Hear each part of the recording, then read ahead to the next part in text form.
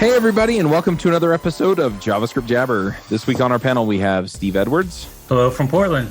Dan Shapir. Hi from Tel Aviv, and it's my birthday today. Oh, happy birthday. Woohoo! Thank you very much. Woo, Happy birthday. Thank you. Aimee Knight. Hey from Nashville. Aimee, AJ you've got O'Neill. a new profile picture that's super gangsta. Me? Yeah. Yeah. Backwards hat and Is that chain necklace. Oh, God. I think that's a work picture or something. You didn't have a picture before. Did I not? When You I did. look at this, all I see is me skating. You must have linked my Gmail account or something. I'll send Maybe. it to you. Anyway, yeah, yo, coming at you live from the viewing Amy's profile picture sphere. That's not creepy. So I was waiting for you to tell people that it had snowed here. I'm Charles Max Wood from devchat.tv. This week we have a special guest, and that's Kevin A. McGrail.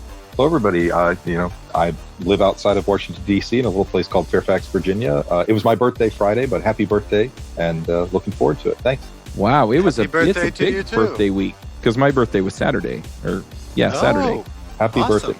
About You is one of the fastest growing e-commerce companies in Europe. The headquarters is located in Hamburg, Germany, and currently the fashion online shop is live in 10 European markets with more than 8 million app installs, 15 million active users on the platform, and handles more than 300 million API calls per day. They are looking for awesome team members. 1/3 of their employees are developers that come from over 40 different nations, which truly enriches the teamwork of the company. They also allow people to relocate, and they offer free language courses as part of the deal if you want to relocate. Plus, they run Code.Talks, which is one of the biggest tech conferences in Europe. They're currently looking for full-stack developers, front-end developers, Dart/Flutter developers, quality assurance engineers, and project managers. So if you want to get involved in a terrific company that does awesome stuff for the community in Europe, then go check them out at aboutyou.com/apply.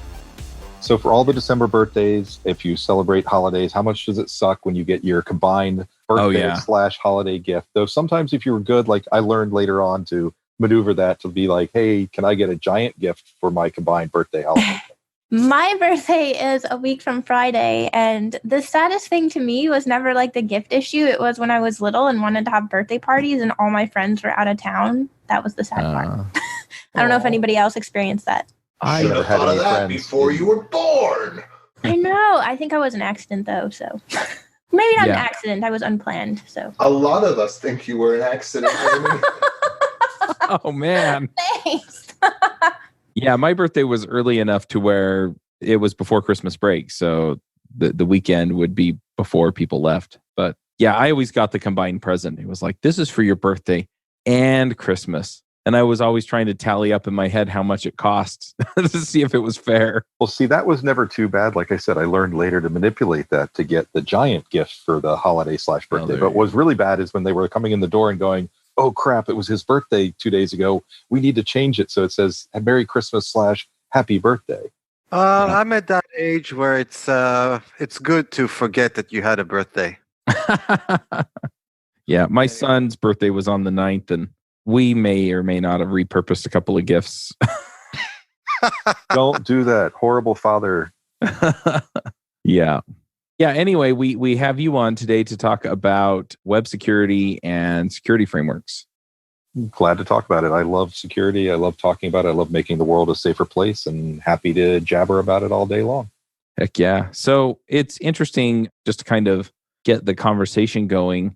I looked at it and I started immediately thinking, wait, so there are security frameworks? And are we talking about like frameworks in the same way that we have like React, Angular, and Vue? So we actually have code frameworks for security? Or are these more sort of like mental models that you implement into your applications?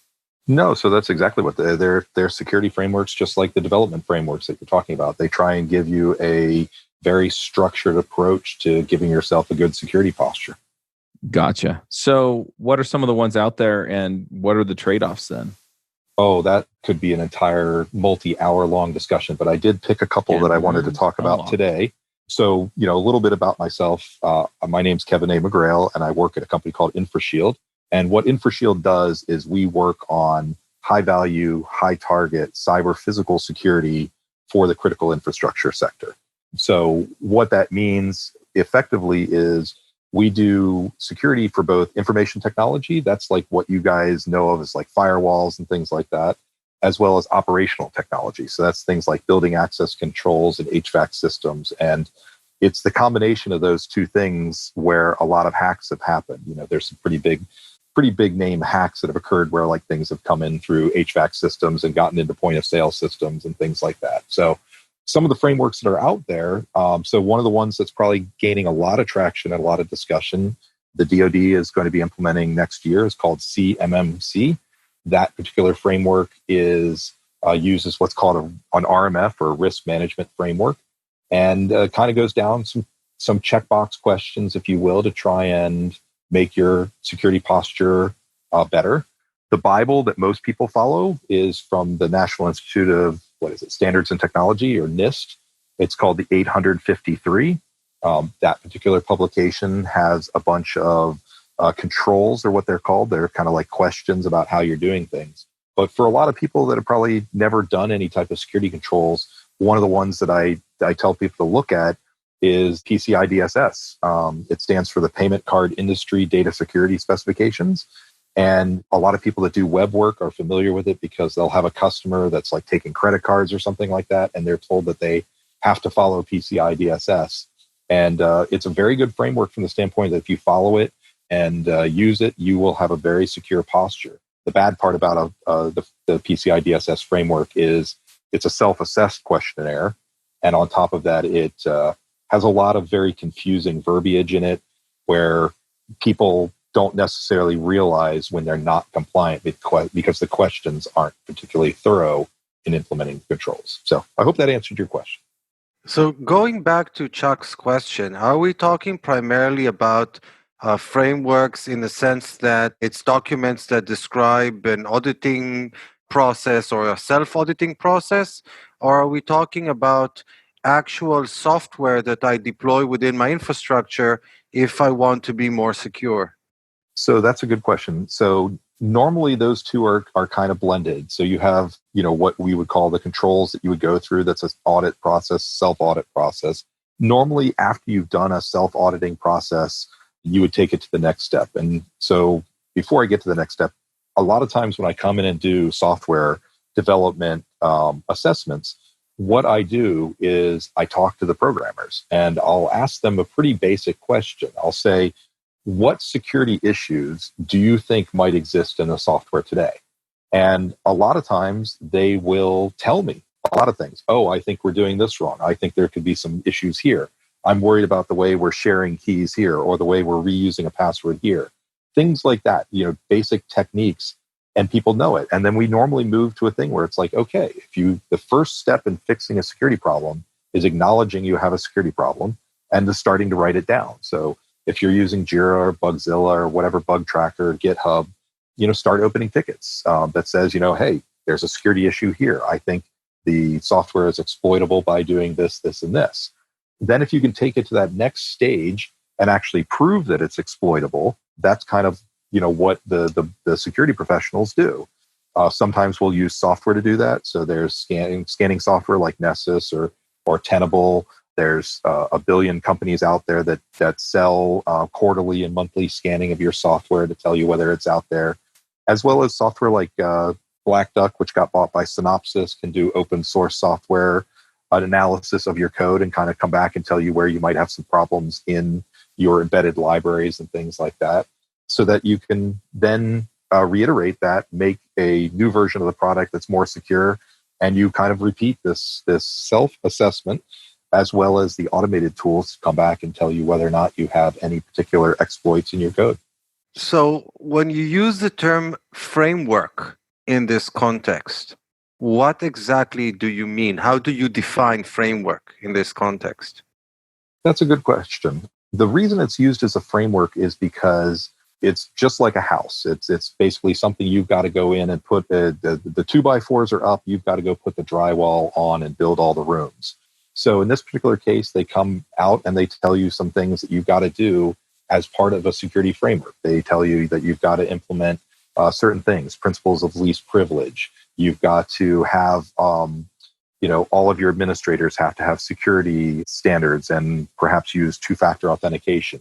and you go in and fill out basically a kind of a yes, no, or what do you have to do to get to be compliant with that framework's control. And so that's why it's kind of a framework. You really could look at it as just a questionnaire, but the reason it's more of a framework is because, especially with the way people use cloud these days, there's a cloud standard called FedRAMP, where basically some portion of the framework is done by the contractor you've hired to host your website or host your resources. And then some part of that framework is implemented by you. So you could kind of look at it as a house where, one contractor is coming in and building the garage and another one's putting in the security system, but then somebody else has to come in and do the overall assessment of the entire implementation to tell you that everything's good. From your experience with working with various companies or development organizations that build web applications, web services, whatever, how capable are they of really self-auditing? Or is this something that absolutely positively requires bringing in a professional like you or your company in to assist with the process? Or is this something that I can just do on my own? I guess it varies from framework to framework, but in general. So generally I like to educate people. I like to train people. So I would tell people to download the PCI DSS self-assessment questionnaire. So it's called like an SAQ-M would probably be a good one for a merchant. Start going through the questions and see whether or not they make sense to you. There'll be things like, for example, do you have any production systems that are on Wi-Fi? If you're on Wi-Fi, are any of the systems accessible with anything less than WPA2? Are you using multi-factor authentication? Things like that. And if you don't know what those statements mean, that's probably where you'll want to have a professional come in. I think a lot of times I come in for a very short engagement. I try and help people get to a good security posture where a lot of it is about changing people's minds that security is important. Because when you're building a minimal viable product or you're a startup, the last thing you really care about is how secure the product is. You care about if it works and how many users click and whatnot. You're not going to be worried about, are you doing hashing and salting on your user database?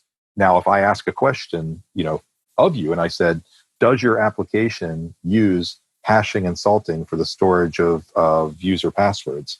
If you don't know what that means, you're probably not going to be able to pass most security frameworks. But that doesn't mean you couldn't learn about it and come up to speed about it.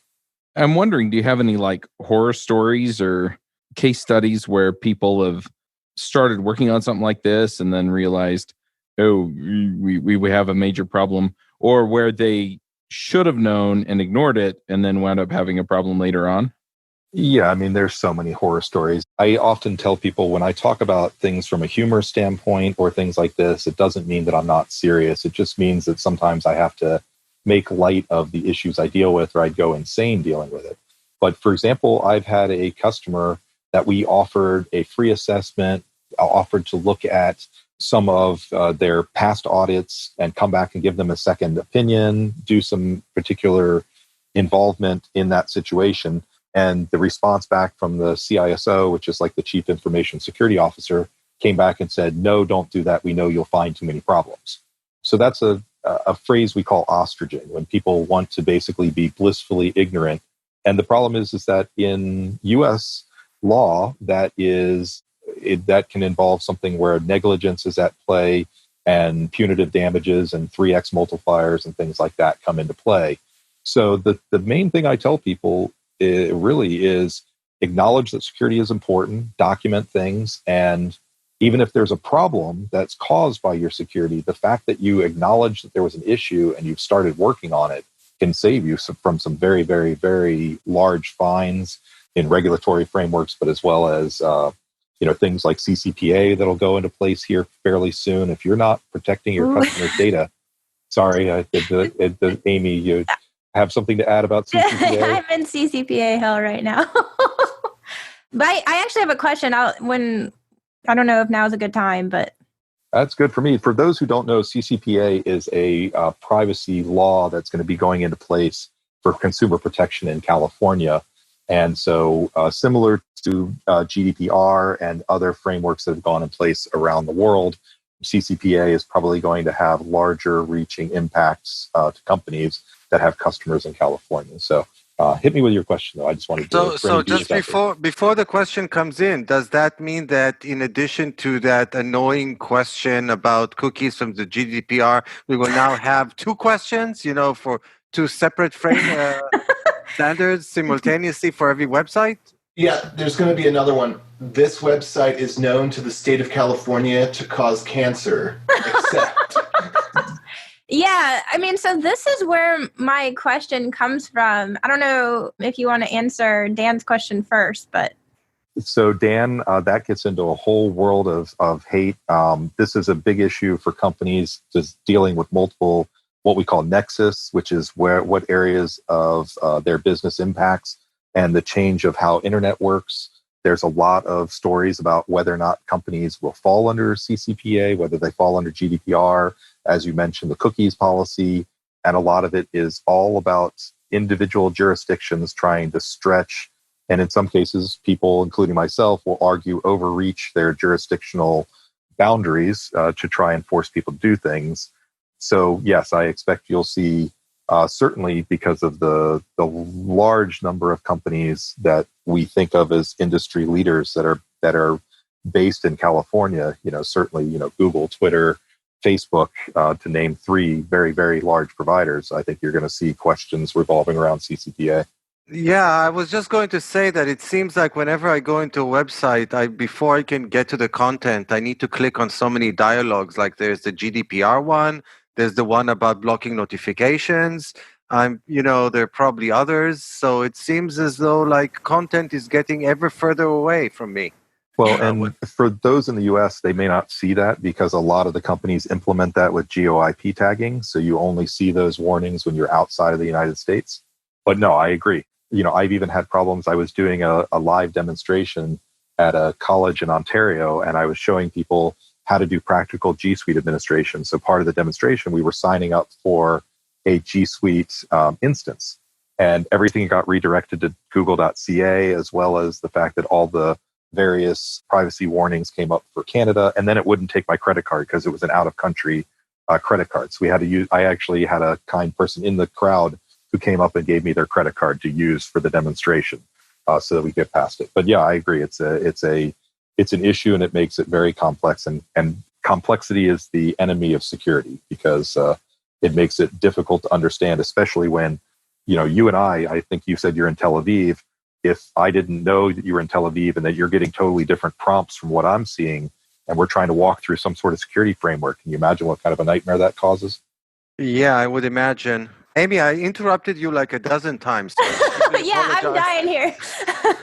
Yeah, I have a lot of questions, and that's where I was kind of hoping to take this discussion because I have actually been like pretty heads down in CCPA land, what's more like CCPA hell for the better part of like the past 3 to 4 months for the team that I'm on. And there are so many, so it's even my understanding, I don't know if you are familiar with this, but the law has even been revised recently. And so I feel like even the lawmakers are really unsure.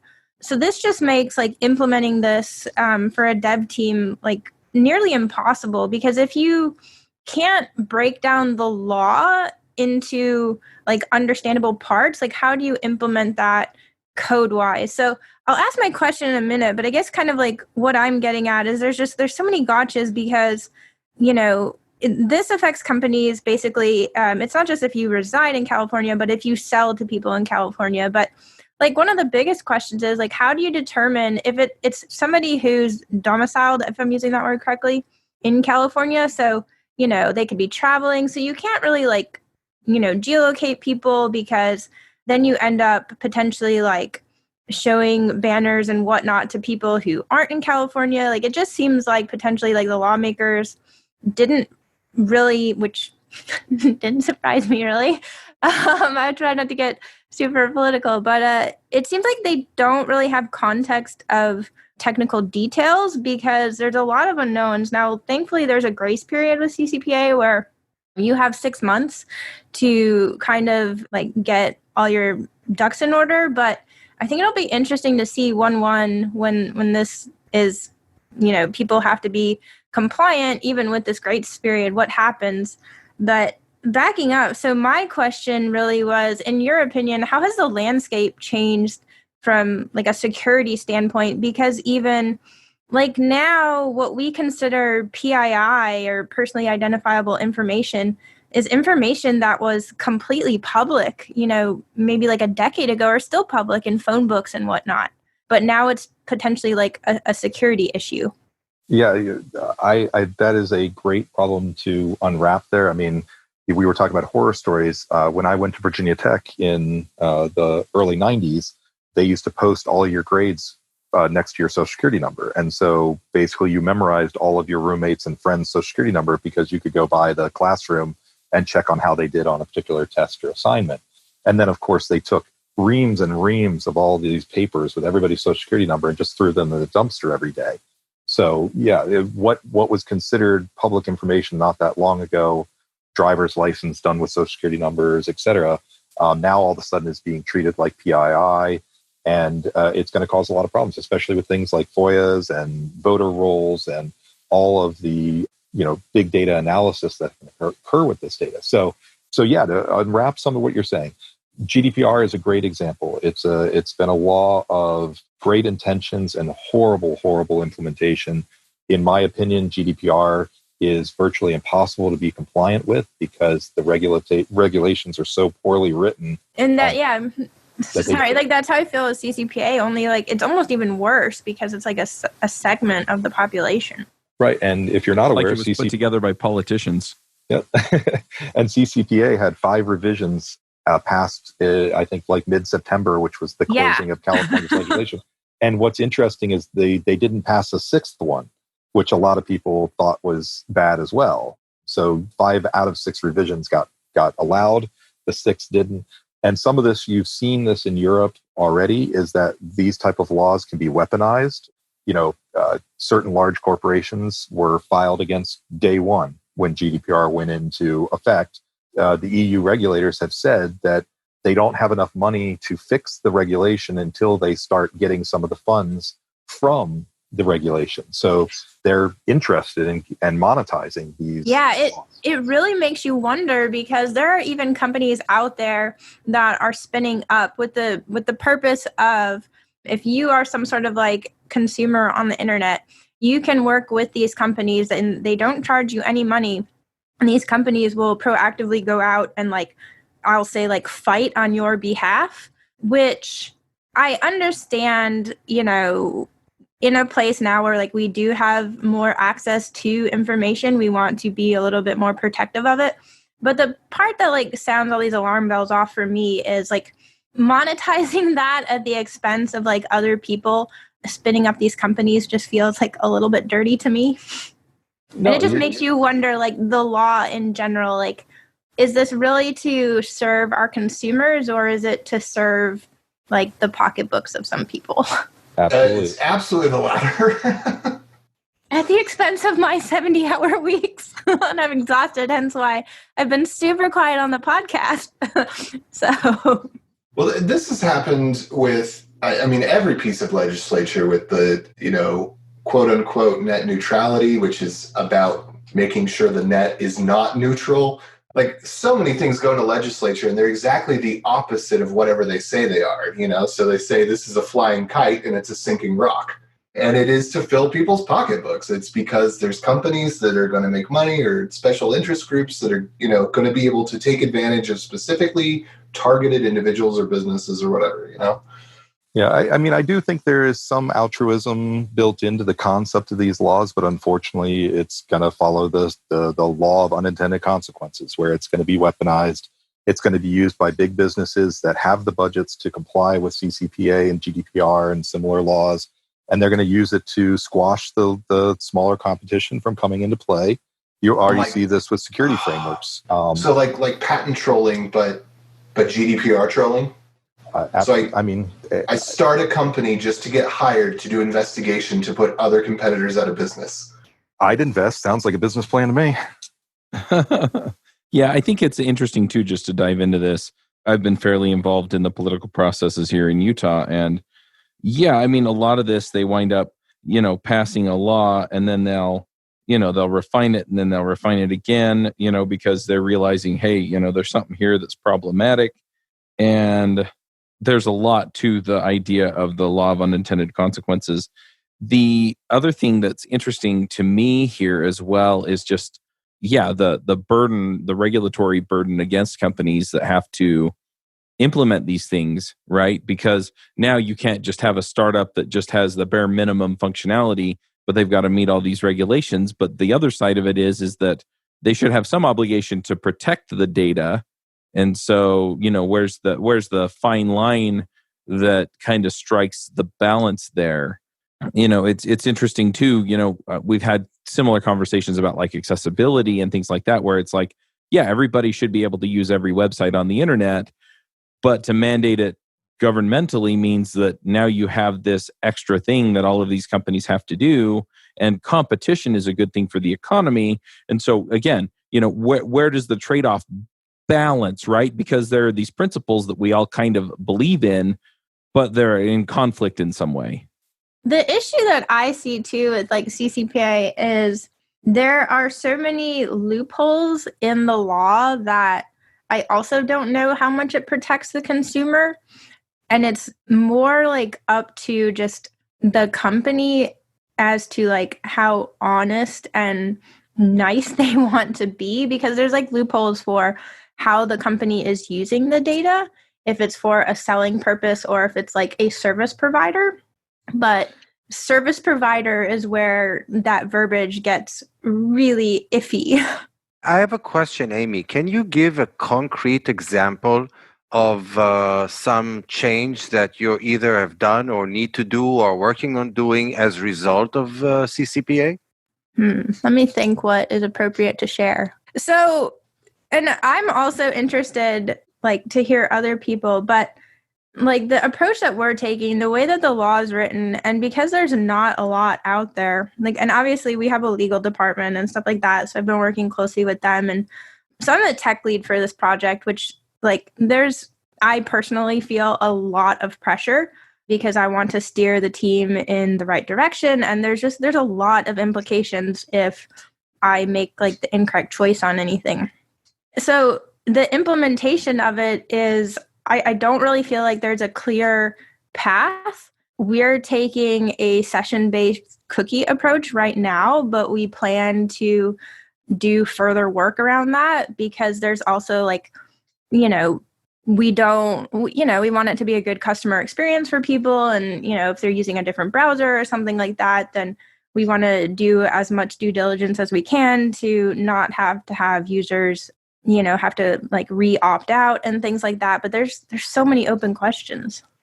Yeah, and there's no answers. I mean, it follows a pattern of some very, very large regulations getting passed that have no real technical guidelines for how they can be approved or how they can be implemented. No even like examples of here is one that we approved that you can model off of and you can go with. So yeah, I feel your pain. I think it's going to be, unfortunately, a difficult couple of months. I think at least the California legislature is doing a pretty good job of trying to give some exemptions that make sense and some leeway so people can kind of, if you will, explore what might be a good way to do this. And at the end of the day, I do applaud them trying to keep people's data private. But as you mentioned, there's just all these loopholes, and all of these loopholes basically represent XYZ lobbyists that got in there for XYZ industry so that they wouldn't be affected and they could continue doing evil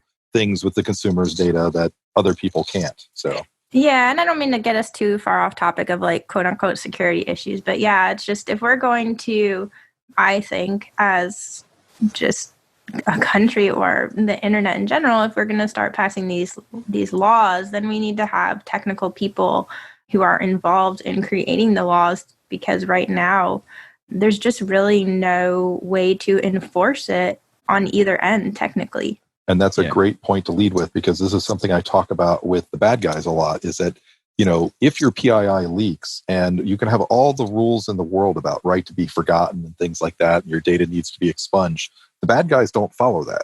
They're not going to follow it. And this is part of what I think they're trying to stop is they're trying to be the Dutch boy with his finger in the dam that's broken. And whether or not that's going to help, I don't know. And meanwhile, they have all these unintended consequences to legitimate businesses trying to do things. So I wish you luck in your implementation of CCPA, and try not to let it ruin your holidays too much. Thank you. Yep. Yeah, I want to add one other thing to this. I remember I was contracting on an app fairly soon after they passed HIPAA. And what wound up happening was a whole bunch of people came out with a whole bunch of best practices. And I kind of see the same thing in security in general. So people come up with a list of best practices, but a lot of those, beyond sort of the general advice of, keeping your packages up to date and using modern strong encryption with the, certain length keys or whatever, so sort of maintaining the state of the art. A lot of those best practices address, this is how this other company got breached, don't do this. And so, kind of heading back towards security, but also, talking about the regulatory end of this. It's interesting too, just to see how it gets interpreted by, usually they're like rules committees or rules bureaucracies within the government that try to clarify what the law actually means once it's been passed.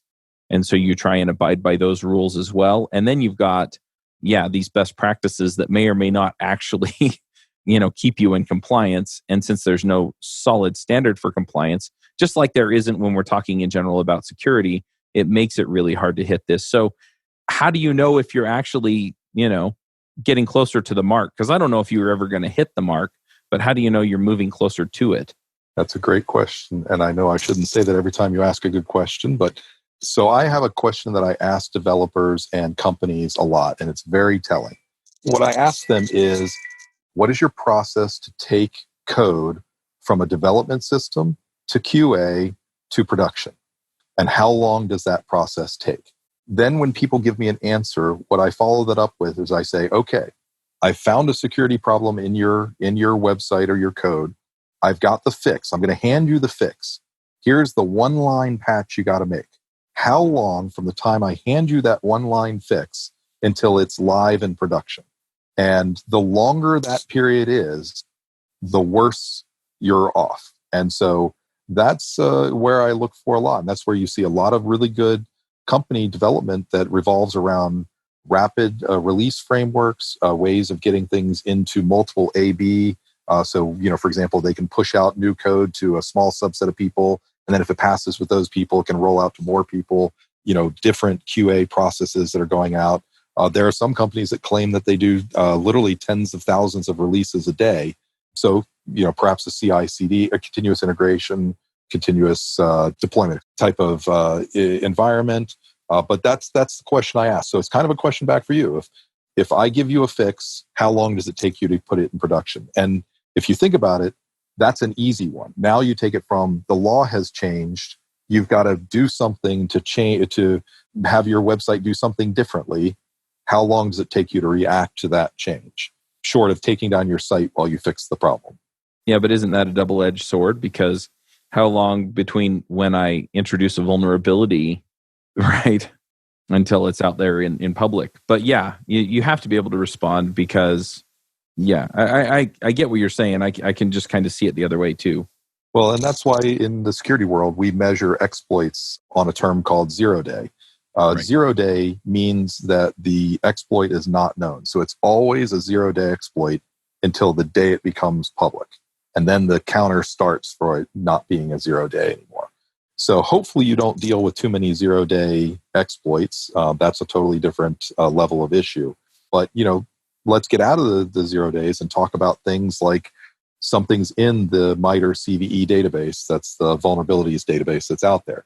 So there's a vulnerability in your software. You know exactly how to fix it. How long does it take you to push that fix into production? Yep. That's what you can control. Yeah, you got to control the stuff you can control. And, security is always about risk. You're never going to close off everything, but you have to figure out what's the appropriate amount of resources and time that you can put into place with it. And for me, a lot of the reason I wanted to come on here today is to start with the fact that programmers need to look at things that security is security first has to be a principle of the company. The programmers have to take pride in the company and the code they're writing. The company has to take a strong security stance so that people are proud to work at that company and proud that they have a good security stance. And if you can build that security culture up, you can start to fix things, because there's always so many things to learn about security and about how bad actors will gain access to your system. I do a training that I call CAM's Think Evil class, because what I try and do is I try and tell administrators and programmers to think evilly. One of the roundtables I do is I'll put all of the programmers or administrators into a room, and I'll basically say, okay, you're now in think evil mode. I want you to tell me all the ways that you would try and steal or exfiltrate data or rob the bank, whatever the particular scenario is, and how you would go about doing it. And then, of course, after that exercise is done, we flip it to how realistic are these particular exploits and how would you fight them? Because you have to start thinking like bad guys and how they will exploit things to start being a good guy and stopping the bad guys from doing things. I actually did this sort of training at my current employer, and it was awesome. And it was eye-opening and sometimes entertaining and sometimes scary. But the thing that kind of concerns me is that if I look at web development today and the rate in which new developers are joining, I remember hearing something like 20% of web developers are new developers, so that within like 3 years, your majority of developers are going to be juniors.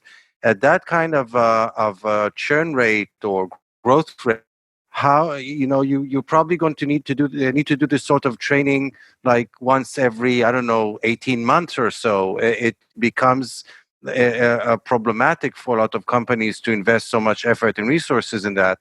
So the question then becomes, can some of this effort be somehow automated, maybe as part of the CI/CD process?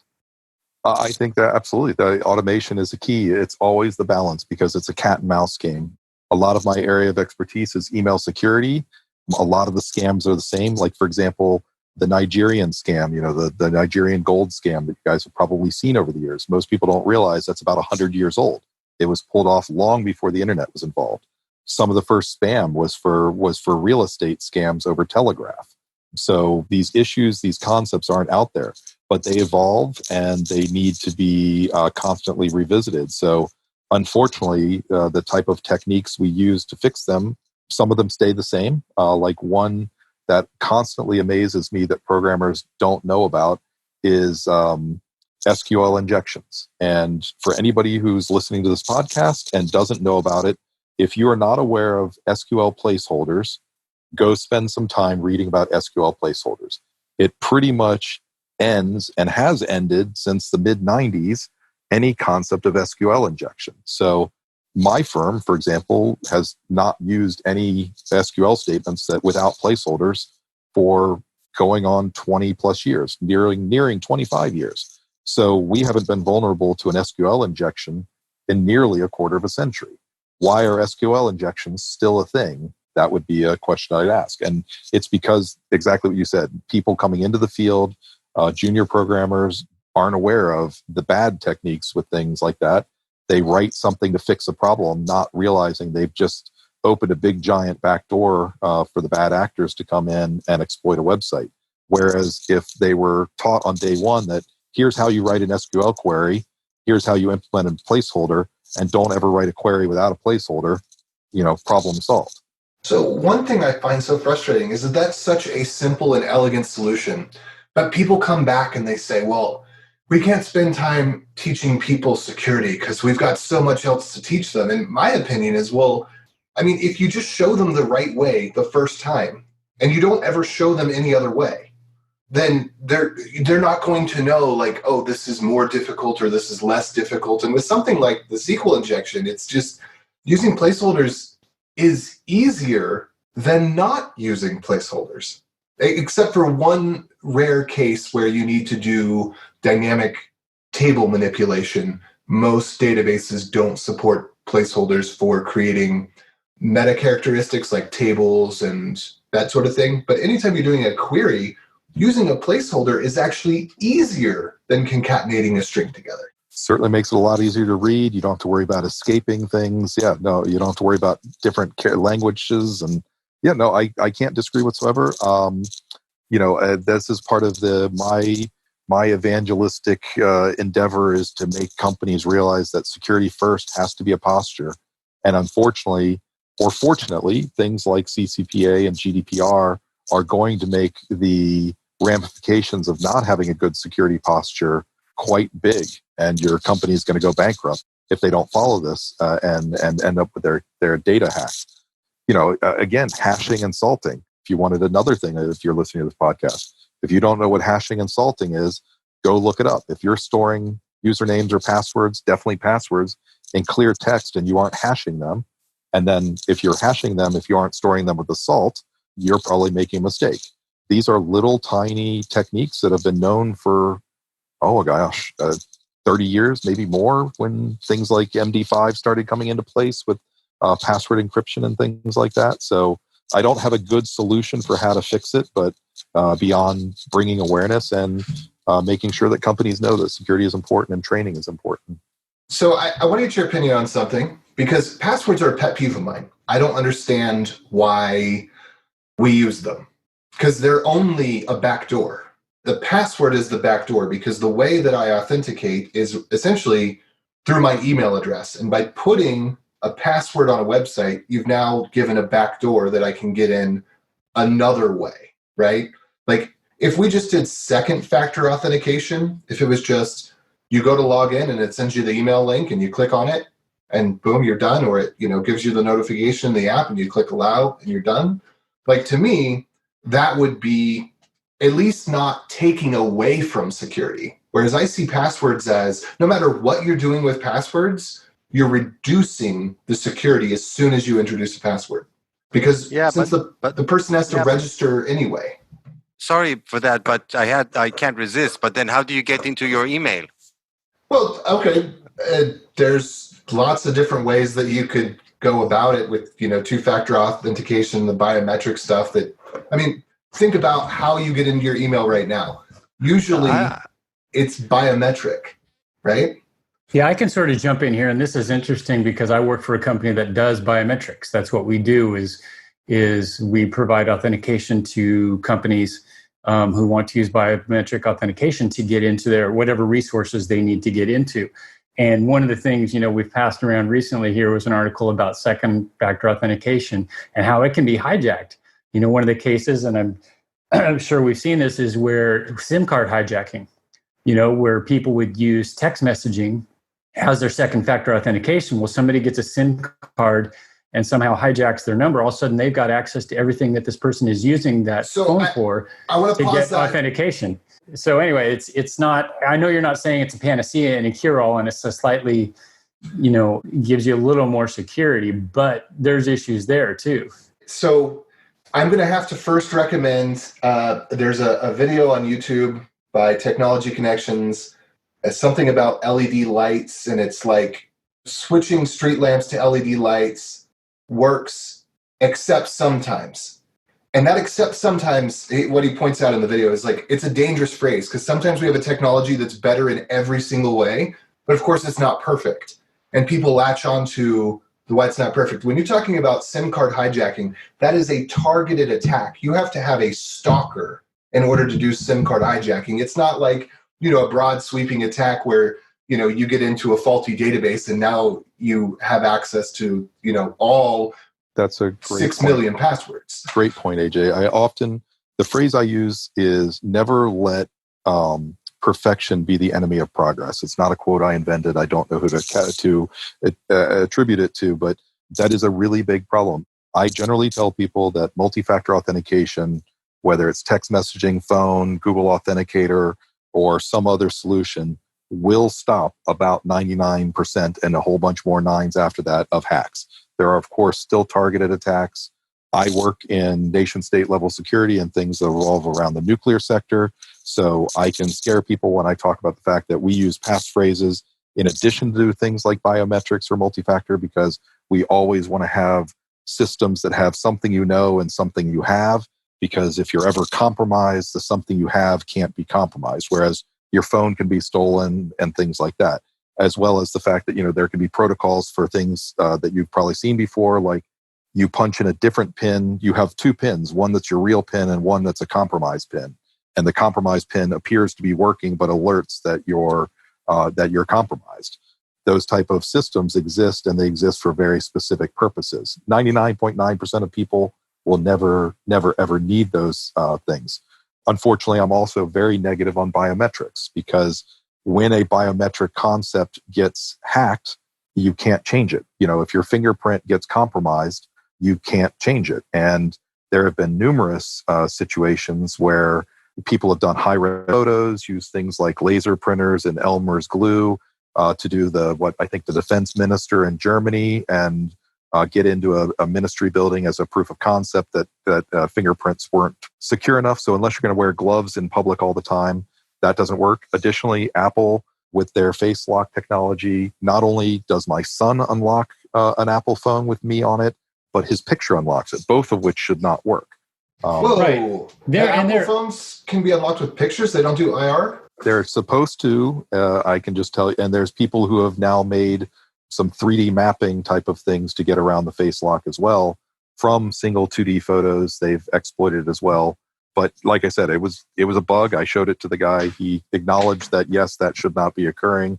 Of course, Samsung, as you might know, had a big problem with, I think, their S10, where if you had any screen protector on your phone, then any fingerprint would unlock your phone. The big, huge issue that occurred in the last few months, maybe a month or two. Anyway, so yeah, there's a lot. I love that you brought that up, AJ, because just because something's not 100% perfect doesn't mean it's not better. With passwords, the other thing another tidbit I would tell people is look up passphrases. Passwords are old. If you're still using concepts like uppercase, lowercase, 8 characters long with a special character, that has a very low entropy.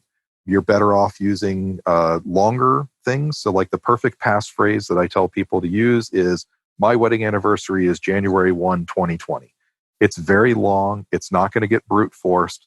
It's very easy to remember, and it also helps you not forget your anniversary. So passphrases are much better than passwords. So. Yeah, except when you go to a bank and they're like, your password must be between 6 and 8 characters long, contain no special characters, and only lowercase. It'll only work on our mainframe that way. Wish you could speed up your release cadence and skip the rollbacks and hotfixes? What if you could move faster, limit the blast radius of unforeseen problems, and free up individual teams to deploy as fast as they can develop? Split's feature delivery platform gives you progressive delivery superpowers like decoupling deploy from release, gradual rollouts with automatic telemetry to detect issues before they show up in operations graphs, and the ability to prove whether your features are hitting the mark using real user data, not the highest paid person's opinion. To learn more and sign up for a free trial, go to split.io. Don't get me started on the financial institutes. Like one of the things that I try and get people to stop doing, and Aimee is the resident female on the panel. How many friends do you know that have Facebook accounts that have gotten married and their Facebook account has their maiden name on it? No, yeah, that's very true. Yep. Yes. And there are major financial institutions that have their standard password as what's your mother's maiden name. So how hard do you think that information is to get out there when mom and grandma and whatnot are all on Facebook, and I'm a targeted attacker and I want to figure out your family tree and whatnot? Yeah, but targeted attacking is such a different beast, right? Like I want to make sure we really, really stress that, because we're talking about targeted attacks, and that is not 99.9 many nines repeating types of attacks. Like if somebody is stalking you and takes your phone and use a 3D print of your face or some special glue to get in your phone, like your life is already in danger. Yeah, sorry. All I'm saying is if somebody is really out to get you, I can literally get into all your accounts by coming over to your house while you're in it and grabbing you with some rope and a hammer. I can probably get all the information that I need out of you. Yeah, Dan scares me. He's already threatening. No, you're totally right. This is what we refer to as FUD, spreading fear, uncertainty, and doubt. It doesn't improve people's security posture. But the techniques I'm talking about with social media are really used. Like one of the other techniques I tell people is to be very careful in what they overshare. Social media is one example of that. One big example that we see a lot in the business world is be careful what you post in your out of office message. Very common to have an out of office message that says something like, hi, I'm out of the office from the 18th of December until the 25th of December. I'll be in Barbados. I won't have internet connection. In my absence, please talk to Dave. He'll take care of anything you need. Well, now I get that. I know you're out of the country. This is a great time to come steal your all your stuff in your house. Great time to impersonate you on the internet. You're not going to see any of the warnings that come from things because you don't have internet access. Oh, and by the way, the person who I might be able to do a spearfish against is Dave. And I can send an email to Dave that says something like, hey, this is Bob. I don't remember what name I used. I'm in Barbados right now. I forgot to pay a bill before I left. Can you please make sure $5,000 is wired over to Dan so that he doesn't come and beat me up in my house for my passwords? Oh my God. I see that I've really did damage to myself in this podcast. And on my birthday, no less. I know. I'm so sorry. Dan is not a bad actor. I just am using him as a handy example of real world situations. But Dan, you're absolutely right. These are real world tactics that are used. They don't apply. And so I would like to reiterate that AJ's statement that things like sim jacking are very real. Smishing, that's actually SMS phishing. These are techniques that happen. You do have to look at a risk base. How much is your company going after? But executives, money handlers, people that do payroll, very, very common. We had a company that's next to our headquarters that got taken for $375,000 because some spearfishers looked at it. They figured out what day payroll was on, which is, you figure what's it going to be, the 15th, 31st, and 1st for 90% of the companies in the world. And they basically sent in a note saying they needed to change the ACH information, similar to SWIFT and IBAN codes, and somebody processed it.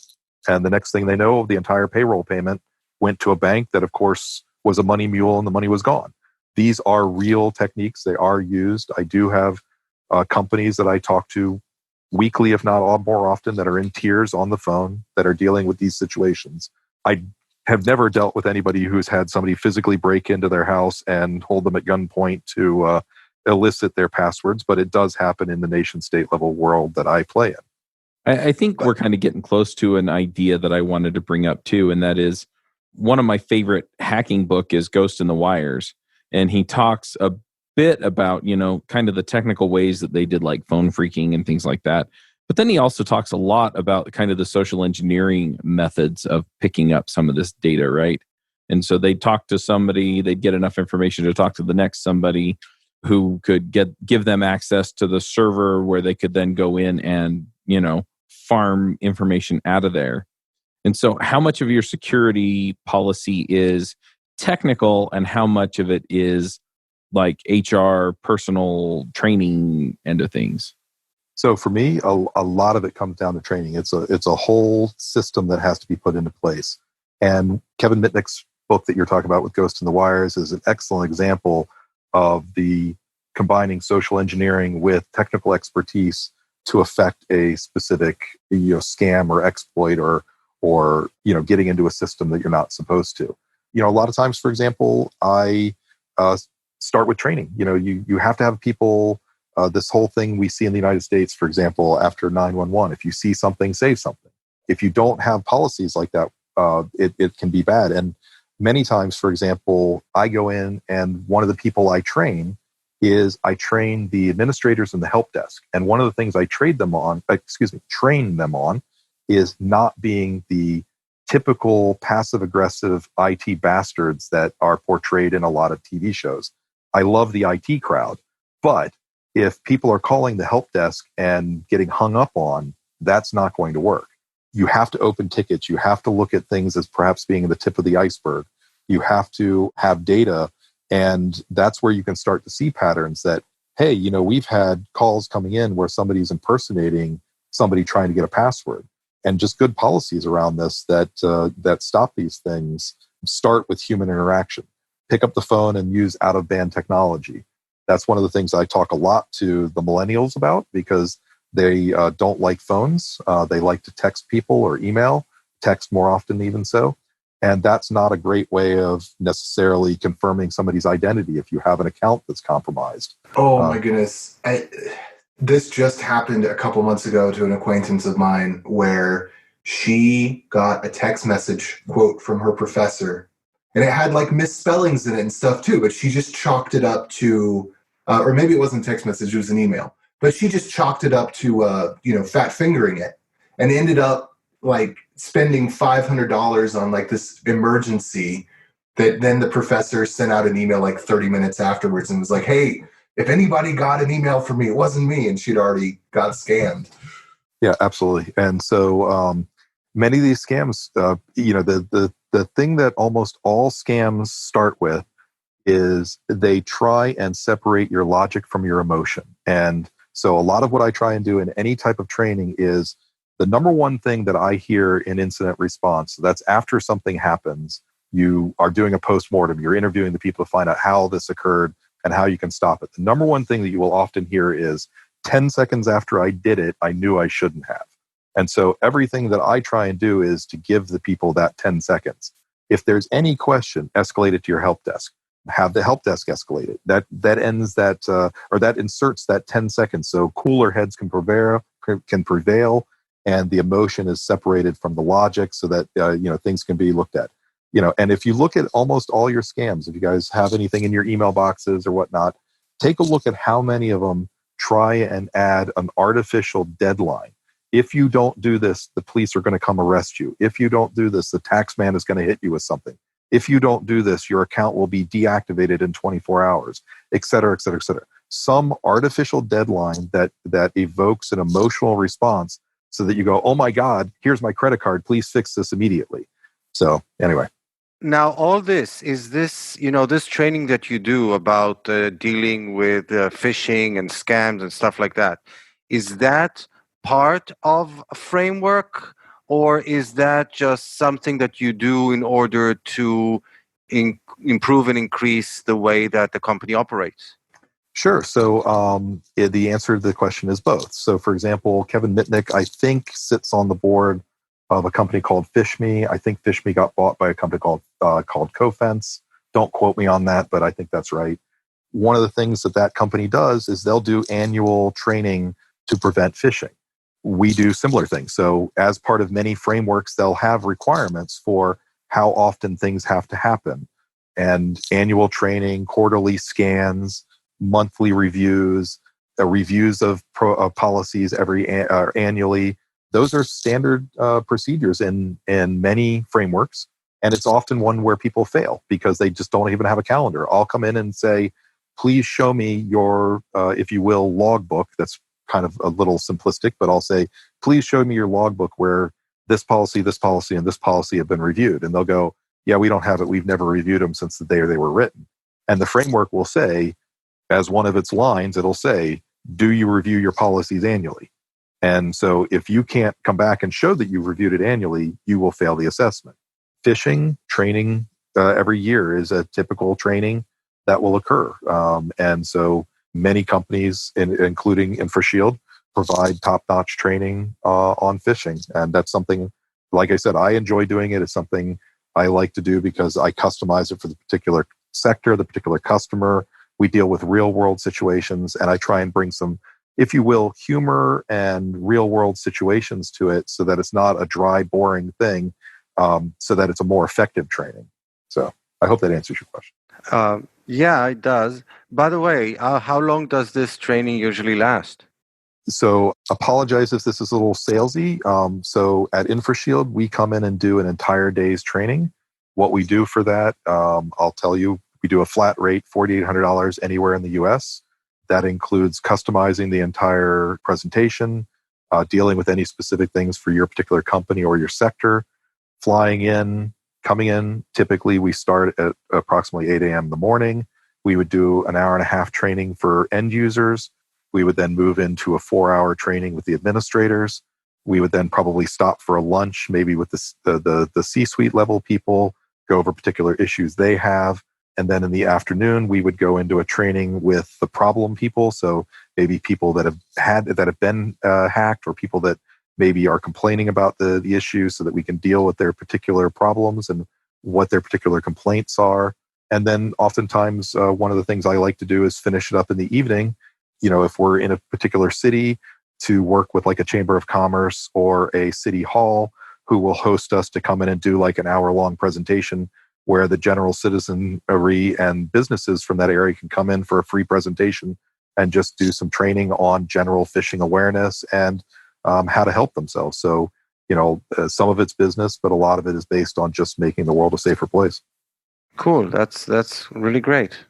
So one thing that I wanted to bring up before, because we're getting kind of close to ending here, since we are, coders, and to us, framework means like something that you can npm install and get 10,000 dependencies, each with their own security vulnerabilities, Bitcoin hijackers, and password snatchers.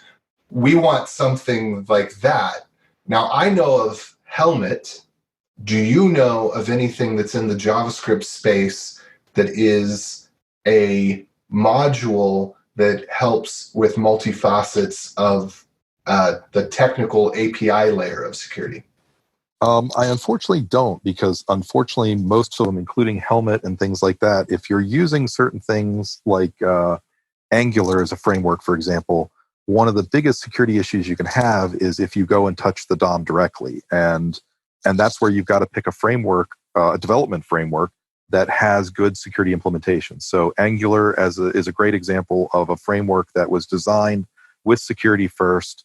And a lot of times the problems that I find in Angular situations so if I get come in and asked to do an assessment on an Angular project and find security problems, almost always where we find problems are SQL injections, people not updating their copy of Angular, people forking the code. That's one of the biggest things, and that probably applies to a whole bunch.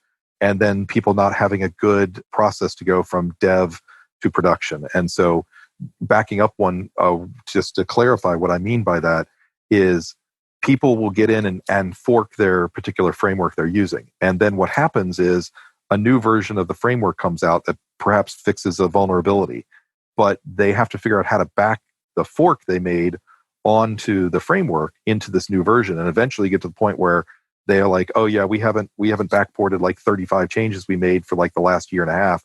So we know we're running an old framework. And as you said, it's built on top of 30 other libraries that are, that implement all these open source libraries that all themselves have their own vulnerabilities. And so that comes down to that whole question of, how quickly can you get from dev to production and whatnot. So unfortunately, I don't have a good solution for something that's automated like Helmet and stuff like that. But a lot of it is much simpler.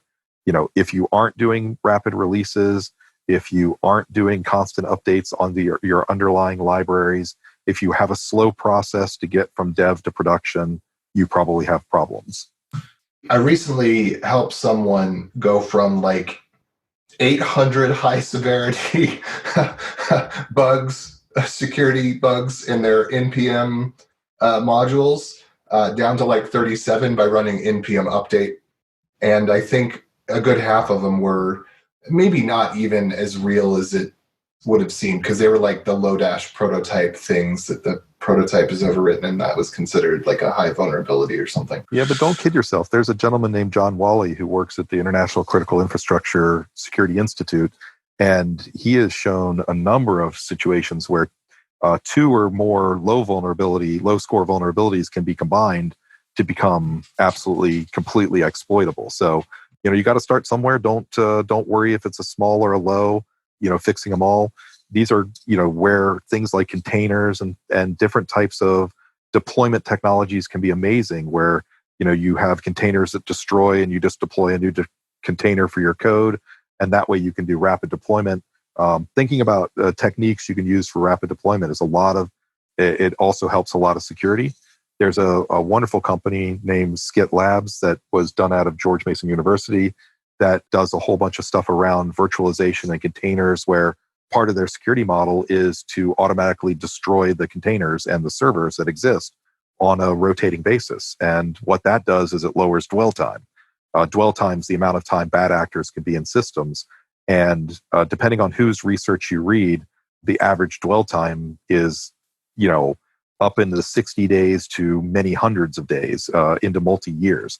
So dwell time's a big deal as well. So anyway, yeah, I applaud you for doing that and having a method. And sometimes it is just as simple as running npm update and having a good test-based development framework where you can do some tests that you've written that are automated tests. You can say, okay, yep, this is ready to go for the customer and whatnot. One thing I wanted to inject earlier, choice of words. How in the world do people have a SQL injection vulnerability when they're working with Angular? What the heck does that look like? So I can tell you, unfortunately, it's very simple. If you search for Angular and MySQL, the example code that's out there for implementing MySQL with Angular is susceptible to an SQL injection attack because it doesn't use placeholders. So it's that simple. And even like the PHP examples use placeholders. Like what is it like? Like here's how you put a web server in your MySQL database and connect Angular directly to it. Man, that's crazy. One of the things that I won't do is I won't talk about ethical hacking with people who haven't taken an ethical hacking class. Not because I don't trust them, but because I get a lot of calls from developers, from people or administrators, and they're like, hey, I've got a problem. I've got XYZ people calling me, telling me I did something. All I did was cut and pasted this bit off of Stack Overflow or off of this website, or I ran this script, and they don't understand what it does, and they don't have time to understand what it does. So unfortunately, that's the nature of the internet and the nature of what's going on. And like I said, if I know when I did an Angular conference earlier this year, the very first hit was for like how to use MySQL with Angular was susceptible to SQL injections. Dang. Because it just blows my mind because this is something that is so done and dead. Like every library that I don't know of a library in any language that doesn't have placeholders as like the default example on the README. Whether you go to PHP or you go to Node or you go to Go or you go to Rust, like anywhere you're going. I mean, but I guess people dig up old examples from the 1990s that are still out there and are still the most popular because they were the most popular in 1998 and they just got relinked and still the most popular today, and somebody copies that into the Angular docs or whatever. Or nobody explains to them that placeholders are a security solution, and so they just go, well, I don't need to do that. I can just put the variable name here, and that solves my problem. Oh, I guess so. I'm going to go cry now. I need to take a minute to go cry. I'm sorry. I usually try and make things more lighthearted, and I usually have some sort of fun story, and I will tell you guys a fun story. So I love Linux. I love penguins. And so when my son was about, 3 or 4 years old, I have to look back at what age, he started loving penguins too, and I had all this penguin stuff. And so one day his aunt and uncle came to say they were going to go see this new movie about penguins called March of the Penguins. So that was the year it came out. And he came to me and said, I want to dress up like a penguin. And so I gave him a penguin shirt, and he wore a bow tie, and he was like 3 years old, cute as a button. And the aunt and uncle were not very logistically sound on the plan. So they showed up at the premiere for March of the Penguins at the National Geographic's headquarters in Washington, D.C., not knowing, of course, that this was the premiere with red carpet and all kinds of stuff. And so my son, because he was dressed like a penguin, won the Dressed Like a Penguin contest for 4 tickets to get into the premiere at National Geographic's right then and there on the spot. Ended up on stage winning all this stuff with penguins waddling around next to him. And he did not pet the penguins. And he has caught crap for it for the rest of his life that he didn't pet the penguins that were waddling around on stage right next to him when he won the penguin costume at the National Geographic's premiere. Well, when you're 3, it's hard to reason about these things in the moment. Oh, no, he was a total ham. He was hamming it up. He was, if we have time for one more story, I will tell you about this. So my oldest son is very confident, and back when he was younger, he loved ice skating, and he was quite good at it. And he would skate in jeans because he didn't want to skate in like the leotards and whatnot that the boys skate in and whatnot. And one time he was skiing, and by the way, he was only like 4 or something at this time, and he fell hard. He fell hard that everybody on the place was going out to see if he was okay. I was on the ice in sneakers trying to get over to him. And 2 older women, of course, get to him first. These are like 13-year-olds. And he has fallen and stabbed himself in the back, basically, with his blade. Very badly bruised, didn't cut the skin, but hurt himself badly. And he has wet his pants. He has hit so hard, he has peed his pants.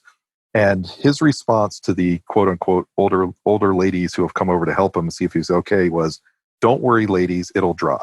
And he used that story for his college essay and got into Virginia Tech using that essay about the fact that the number one thing you need in life is confidence. So anyway, so hopefully you don't have to go cry. You can remember my son's story about don't worry, ladies, it'll dry, and penguins, and that'll make you happy. I will remember that for next time I wet myself. Don't worry, ladies, it'll dry. All right. Well, it has been a pleasure being on your podcast, and I hope that this has been helpful. I think we went a little bit off the rails. I blame Aimee for that and the state of California. I super appreciate it. And I don't know, I'm hopeful that it's like helpful to other people listening. I hope so. If that wasn't on the rails, I don't know what was. Hey folks, this is Charles Max Wood, and I just launched my book, The Max Coder's Guide to Finding Your Dream Developer Job. It's up on Amazon. We self-published it. I would love your support. If you want to go check it out, you can find it there. The Max Coder's Guide to Finding Your Dream Developer Job. Have a good one. Max out. Are we going to be doing some picks now, AJ? Well, Chuck is gone? Yeah, he made you the moderator and left. He had to go and pick up one of his children, I think. Oh, somehow I missed that. I may have been tuned out at that moment when that happened. So now that we've neared time, we need to get to the picks. And so I'll go ahead and start us off because I have some, and that'll give everybody else some extra time to prepare. So I'm just going to review things that I've already talked about during the episode here. So there's Wild West Conference, Wild West Hacks, or Wild West something or other. Anyway, there's a couple of videos I've watched. One of them was titled, I'll Let Myself In. I'm giving links in the description. But it's about physical security and basically how people just, when there's security officers at the front door, they just go around the back and then, slide in a credit card and jimmy the lock, or, do really, really simple things that don't take a lot of effort or education. Put their phone down, get a picture of the keys somebody's holding, and then go 3D print the key and then, bring it back the next day. These people are paid by companies to get into high security areas and defeat their security. And they just do the simplest things, from like hairspray to make fog on a IR door sensor so that it lets you in backwards, and just crazy stuff. And I really enjoyed the videos, and I'd highly recommend it. And it'll give you one of those moments where afterwards you have to say, "It's okay, ladies, it'll dry." Yeah, I hacked a brand new data center for Bell Canada using a piece of cardboard, using a similar technique to what you're talking about with the IR. And I hacked a $92 million building retrofit using a box of Girl Scout cookies. So, yeah, that's... Now were you doing it by proxy? No, the important question, too, is was it the Thin Mints? Because those are the best ones. It was Thin Mints, just to be clear. Okay, good. That explains the potency then. Yeah, so no, it was not a middleman. I was the actual in-the-field penetration tester hired with the rules of engagement to expose the testing. And the Girl Scout cookies is actually one that I use as a bit of a humbling for me, because one of the things that it's made me do is when I do physical penetration testing, which is what you're referring to, I will caveat to people that, first of all, it's been for many years, one of my caveats, I will not let anybody get fired over any of my physical penetration testing successes or failures. The only thing they're allowed to do is send people for training, because my success rate is in the high 90%. And so it's not a question really of if with I'm a couple extra nines after. Yeah. It's not a question of if I'm going to hack your building. It's a question of how easy it is. And so generally what we do with physical pen testing, it's going to come down to amount of resources. For example, I'll give a good example. If I want to, let's pick on somebody other than Dan since it's his birthday. So if I want to hack Steve's company and they have, and I come to him with $1 million, I can probably hack his company, because $1 million is a lot of money. So it's a lot of resources.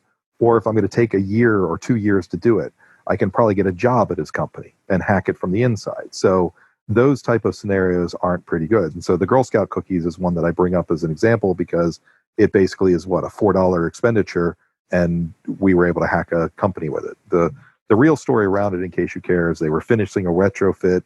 We showed up every day for a week at a job site next to it. The people got to know us. We gave some Girl Scout cookies to them one day, And then like 2 days later, I showed back up and said, hey, our porta-john is broken. Can we use your restroom? They said, sure, badged us in and left us unescorted in the building. And we put ourselves into their building access control, which was using default username and passwords, but had been joined to the entire corporate network. So once that was done, we were able to show up at the corporate headquarters and say, hey, I forgot my badge. And they looked us up in the system and went, oh, you have full access. Here you go. Here's a temporary badge. So yeah, but those stories aren't necessarily that useful for helping if they're not followed up with training and real world recommendations on how they could fix that. In that particular case, as I said, nobody should be inside of a building unescorted. No system should be deployed without changing default passwords. And the frameworks, like for example, PCI DSS will have that in its framework. It'll have things like, are all your routers, servers, firewalls, etc., all deployed without the factory default passwords on them. It's a simple framework, but it gets... But I trust those passwords. Well, you know... I've got them memorized.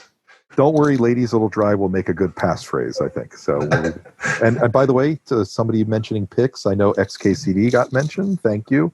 XKCD is a great way for administrators and security people to blow off steam.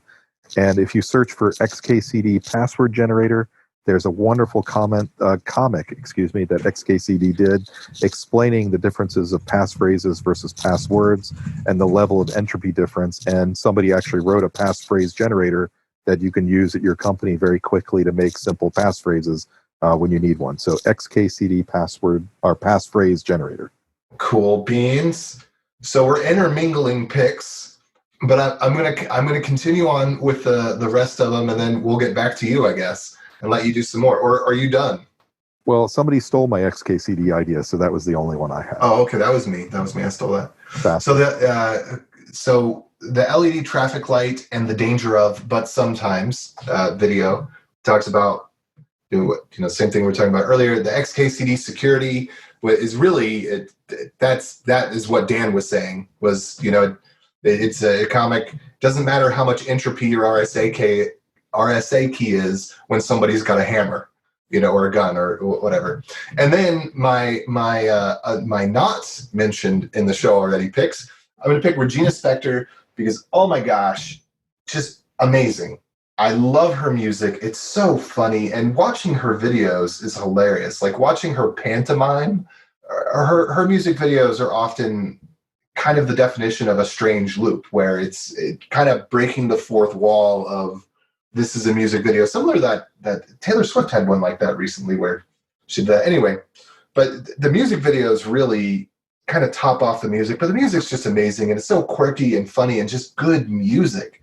So you head over to Amazon and use my affiliate link there to treat yourself to some of her CDs. If you're the kind of person that likes things staying around. And then also, I was thinking last night as I was listening through a playlist, I was like, what can I compare her to? And I thought immediately, perhaps a pair of bright red boots if they had wings. And so I will also pick the Weepies along the line of quirky music. And those are my picks, ladies and gentlemen. AJ out. Great picks. I'll reiterate, if you've never seen the IT Crowd, go watch it. It is the epitome of British humor combined with IT, and it's a great way of laughing. If you work in IT and you have people in your family that don't work in IT, both people can appreciate it and love it, and it's one of my favorite shows ever. And they have some of the characters from the British Baking Show, so you could see your favorites again. He's in 3 of the episodes. You're right, Richard. Yes, and season 3, the episode 4, the speech will tell you what the internet is and where it's stored. Oh, yeah. In a box. But also remember that you can break the internet by Googling Google. Oh, gosh, I don't want to do that. But it doesn't weigh anything. That's good. Amy, do you got some?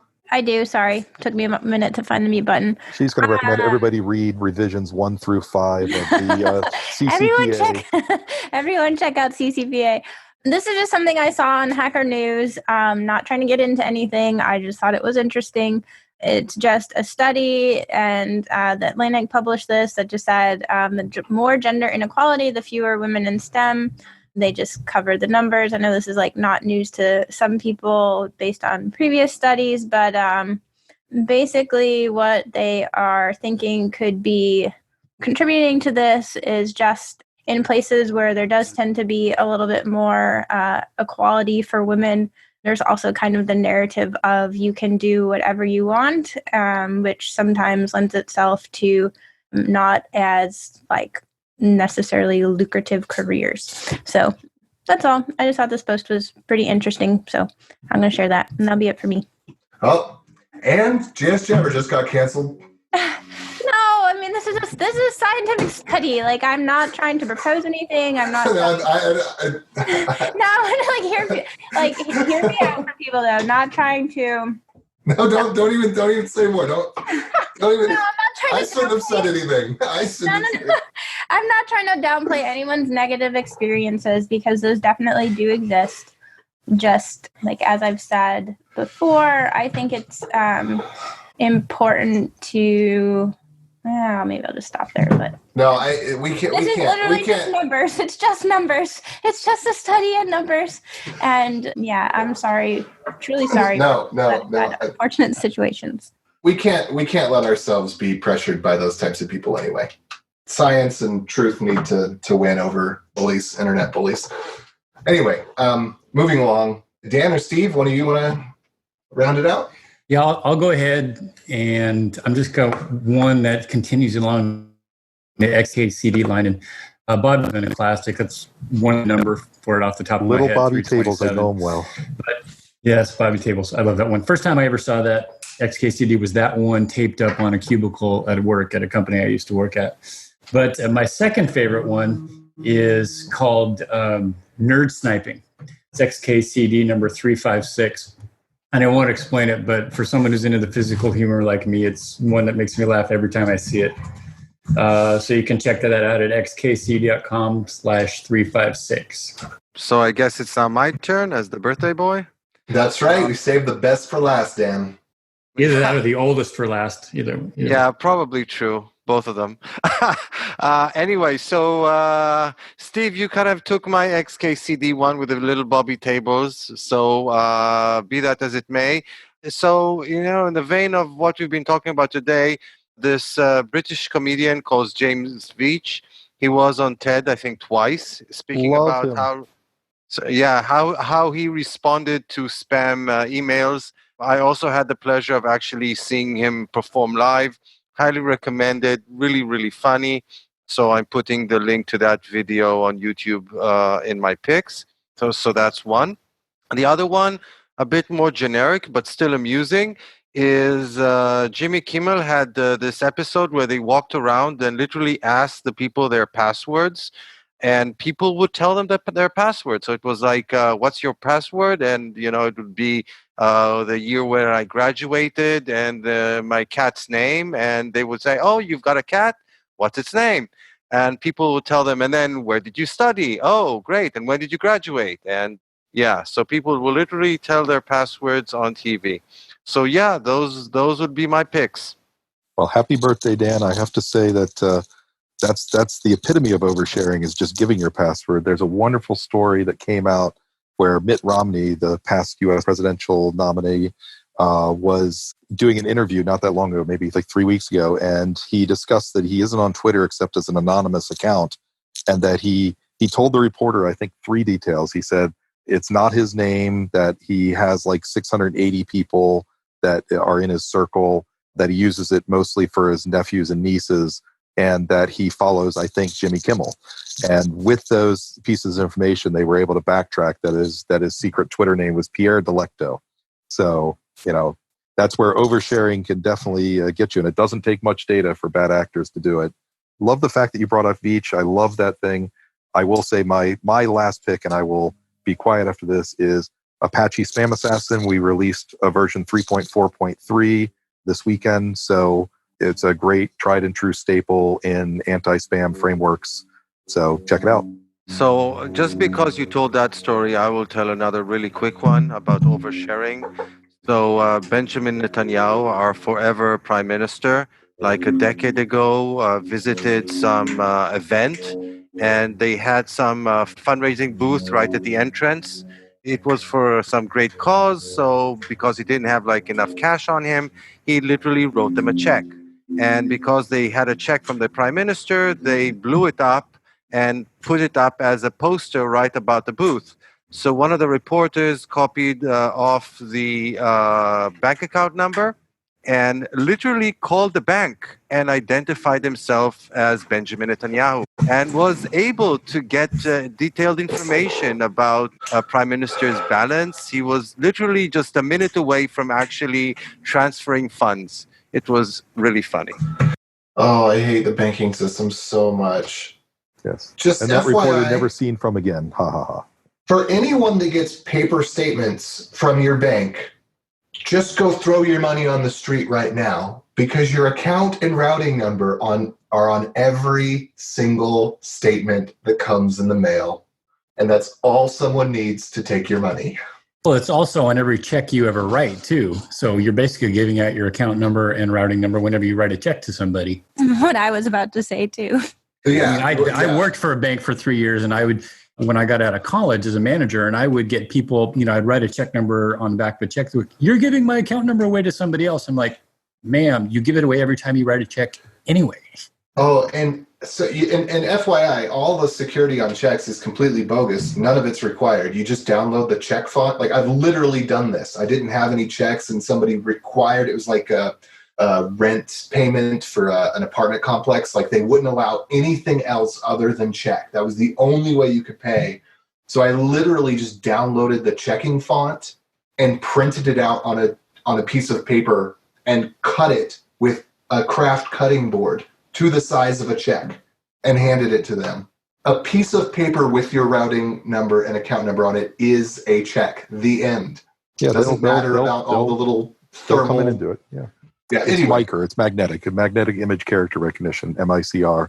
But no, and I'll leave that as another pick then. If you guys have never read the book, the movie's good too. It's more of a yarn with Steven Spielberg directing it. I think his name is Frank Abagnale or something like that. He was a black hat similar to Kevin Mitnick that did a bunch of kiting of checks. His biography is called Catch Me If You Can. Yep. Movie was with Leonardo DiCaprio. Yep.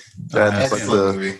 But if you read the book, he goes into the whole thing about the bank routing issues that he found flaws in, I don't know what, the 60s, 50s, I'm not even sure.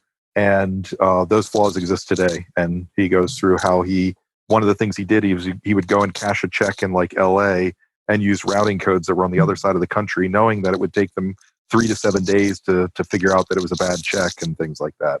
Well, all yeah, those that's same kiting. processes existed. Well, yeah, some of that's been mitigated by the fact that the clearing time is a lot less, so you don't have as much time to float checks. Not when you're able to use non-MICR-based checks and somebody has to manually go get it. True, but yeah, I pulled the string on a couple kiting scams in my day, so yeah. I'm gonna cut us off because we are way over time. I'm gonna end the episode. If we want to continue this discussion and add it in as an addendum, I'm totally fine with that. I think Chuck will be fine with that. But I'm just gonna cut us so that people that need to get back to their day can get back to their day. So thank you. And actually now I have this embarrassing moment of I just see Cam on the screen. And I've got your name somewhere and we've probably said it like 10 times. I don't know your name. Kevin A. McGrail. And that's just my initials. But most people have known me as Cam since I was about 14 years old. Oh, so you do go by Cam. My sister-in-law did not know my first name was Kevin until I've been married for 2 years. All right. And now you've given away all your PPI. Now we can go hack you. I wondered that when I saw it too. Might be an alias. And he does have a picture of a can of Spam as Cam on his LinkedIn profile, just so you know. I do. And that is a Canadian off-brand Spam, and I am proud to represent it. I'm going to jump off too. I just wanted to say I really appreciate you being on the show. This was actually just helpful knowledge-wise and also just helpful for my mental health in the past 4 months and kind of being in a vacuum doing it. And I feel better that we've done Absolutely. Right. So. Go get a picture of a penguin and look at it. It will make you happier. Awesome. Take care, y'all. Science proves it. Yeah, so thank you so much for coming on the show. We've enjoyed having you. Bye, Aimee. Thanks, Cam. Thanks, everybody else. And we will peace out. Adios. Adios. Bandwidth for this segment is provided by CacheFly, the world's fastest CDN. Deliver your content fast with CacheFly. Visit CACHEFLY.com to learn more.